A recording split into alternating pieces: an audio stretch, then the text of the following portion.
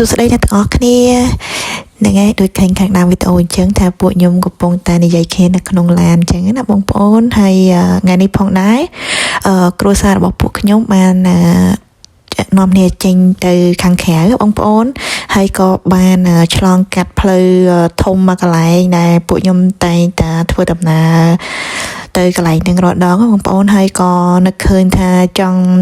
ថតឲ្យបងប្អូនបានឃើញពីទស្សនវិជ្ជាផ្លូវនៅស្រុកគេនៅតំបន់ដែលខ្ញុំរស់នៅបងប្អូនហ្នឹងហើយនេះបងប្អូននេះផ្លូវនៅស្រុកគេដែលភាគច្រើនគឺជាផ្លូវធំអញ្ចឹងបងប្អូនហើយនេះជាខ្ញុំសុំនិយាយតាមមួយផ្នែកនៃកន្លែងរដ្ឋដែលខ្ញុំរស់នៅបើរដ្ឋផ្សេងវាមានផ្លូវទូចផ្លូវធំទៅតាមហ្នឹងបងប្អូនតែនេះចំណែកនេះគឺជារដ្ឋដែលខ្ញុំរស់នៅហើយផ្លូវគេគឺមានច្រើនមានន័យថាមានច្រើនឡេនណាបងប្អូនគឺថាបើសិនជាយើងទៅអញ្ចឹងមានយ៉ាងតិចណាស់ក៏4ទៅ5ឡេនដែរហើយបើអ្នកមកពីខាងនោះក៏4-5ឡេនដូចគ្នាហើយនៅខាងខ្ញុំនេះគឺសបូស្ពានណាបងប្អូនមកវីដេអូហ្នឹងគឺភាគច្រើនគឺបងប្អូននឹងឃើញស្ពានគឺថាសឹងថា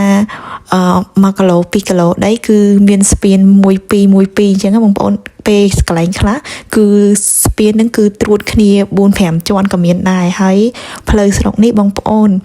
បើសិនជាយើងអត់មាន GPS ទេ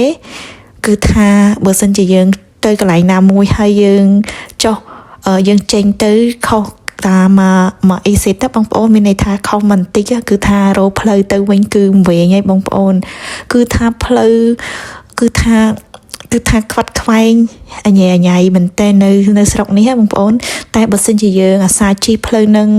ញឹកញាប់គឺយើងចំណាំផ្លូវតែអ្នកខ្លះក៏គាត់អត់ចំណាំដែរគាត់នៅនេះ 4-10 ឆ្នាំក៏គាត់អត់ចំណាំផ្លូវដែរតើគាត់មាន GPS តែបើអ្នកខ្លះវិញគាត់គូក្បាលគាត់ចាំល្អអញ្ចឹងគាត់ចាប់ចាំបងប្អូនគាត់ថាបើទៅកន្លែងហ្នឹងតែម្ដងពីរដងអីគាត់ចាំហើយតែដូចខ្ញុំមិនងាយចាំទេបងប្អូនអើយតោះតែយើងនេះបងប្អូនមានផ្លាកមានឈ្មោះគេប្រាប់ផ្លូវអីចឹងយើងជិះតាមគេទៅហ្នឹងអត់សូវវែងទេតែបើអត់មានវិញវែងងាប់ខ្ញុំហើយនេះបងប្អូនឃើញទេបងប្អូនមានចាប់អារម្មណ៍ទេពីដើមវីដេអូមកគឺសបូស្ពានណាបងប្អូននៅស្រុកនេះភាគច្រើនគេធ្វើផ្លូវមានផ្លូវខាងក្រោមហើយគឺមានស្ពានហ្នឹងគឺភាគច្រើនគឺស្ពានសម្រាប់ផ្លូវបងលុយបងប្អូនផ្លូវលបឿនលឿនតែក៏មានស្ពានខ្លះគឺគេឲ្យជិះធម្មតាដែរប៉ុន្តែភាគច្រើនគឺគេធ្វើសម្រាប់ពួកអ្នកដែលចូលចិត្តលិបថាយើងបន្ទាន់យើងបញ្ញាប់យើងនិយាយរួមយើងបញ្ញាប់ហ្មងបងប្អូនគឺយើងត្រូវតែជិះផ្លូវលបឿនលឿននឹង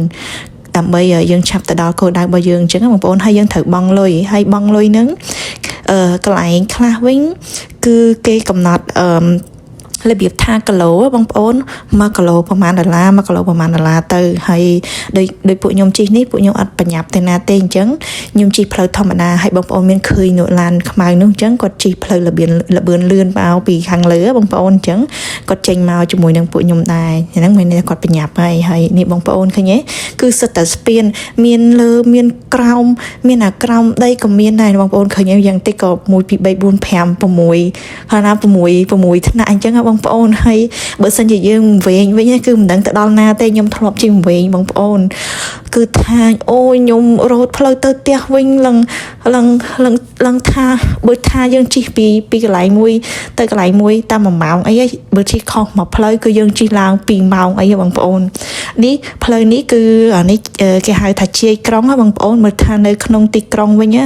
បងប្អូនអើយគឺអញ្ញៃជាងនឹងទៀតប៉ុន្តែគ្រាន់ថាយើងអត់សូវបើកលឿនដូចនៅជាយក្រុងហើយនៅជាយក្រុងយើងអាចបើកលឿនបានដូចនេះថ្ងៃនេះចឹងពួកខ្ញុំទិញទៅជាយក្រុងដែរពួកខ្ញុំអាចបើកលឿនបានគេឲ្យ speed ដល់70បងប្អូនហើយចឹងយើងអាចជន់70ទៅ75បានហើយនឹងឲ្យបងប្អូនផ្លូវគេគឺគេមានសងខាងចឹងហើយគេដាច់ដល់ឡែកមកហើយប៉ុន្តែនៅតាម state ខ្លះតំបន់ខ្លះផ្លូវគេធំប៉ុន្តែគេនៅគៀកគ្នាមិនចង់និយាយថានៅជាប់គ្នាអញ្ចឹងបងប្អូនវាអត់សូវទលាយអញ្ចឹងតែនៅខាងរដ្ឋដែលខ្ញុំរស់នៅនេះគឺទលាយដីធំអញ្ចឹងគេធ្វើផ្លូវរៀងទលាយតែក៏មានផ្លូវជាប់គ្នាដែរបងប្អូនមិនតែទលាយអញ្ចឹងទាំងអស់ហេមានជាប់មានអីអញ្ចឹងដែរណាបងប្អូនហើយនេះបងប្អូន មេឃថ្ងៃហ្នឹងល្អមែនទែនហើយក៏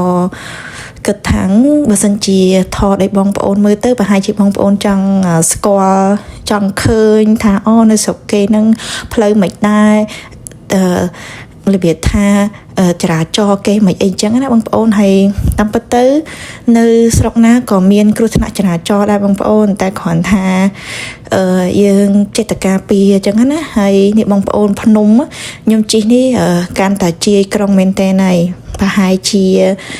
35នាទីទៅ40នាទីពីក្រុងណាបងប្អូនហើយគេធ្វើតាម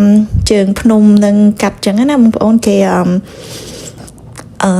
អត់ឈូសភ្នំនឹងចោលទេគេសុកចិត្តធ្វើតាមគៀនហើយបើផ្លូវខ្លះវិញគេធ្វើពីលើភ្នំក៏មានដែរហើយពេលខ្លះវិញគេធ្វើជីករបៀបថាទម្លូភ្នំក៏មានដែរតែគេអត់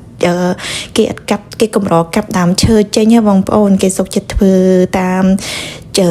ជើងភ្នំចឹងណាបងប្អូនរួចខាងនោះចឹងអ្នកមកចឹងទៅឲ្យពួកខាងខ្ញុំនេះទៅចឹងទៅហើយភាគច្រើនគឺសិតតែស្ពានបងប្អូនគឺខ្ញុំមិនដឹងថានៅខាងខ្ញុំនេះមិនក៏សបោស្ពានអញ្ចឹងឯងបងប្អូនព្រោះអីឃើញដីទលាយដែរប៉ុន្តែគឺនៅតែមានស្ពានច្រើនមានលើមានក្រោមមានអីចឹងណាបងប្អូនហើយនេះបងប្អូនដូចមកដល់កន្លែងនេះខ្ញុំទៅរៀងឆ្ងាយហើយឆ្ងាយពីក្រុងណាមានន័យថាឆ្ងាយពីផ្ទះខ្ញុំប្រហែលជា50នាទីហើយបងប្អូនហើយថ្ងៃនេះអត់សូវស្ទះហើយរាល់ដង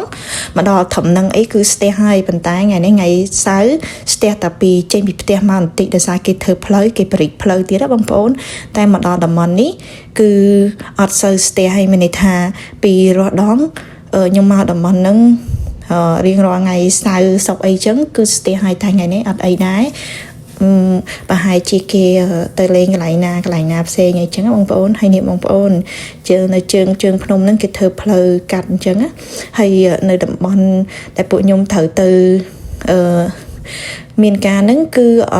គេមានរោងចក្រមានអីច្រើនណាបងប្អូននៅខាងហ្នឹងរីកមែនតើមានន័យថាតំបន់ខាងហ្នឹងអភិវឌ្ឍច្រើនខ្លាំងហ្មងបងប្អូនហ្នឹងហើយបងប្អូនអរគុណច្រើនដែលបានទស្សនាវីដេអូរបស់ខ្ញុំតាំងពីដើមដល់ចប់សង្ឃឹមថាបងប្អូនចូលចិត្តជួបគ្នានៅវីដេអូក្រោយៗទៀតបាយបាយ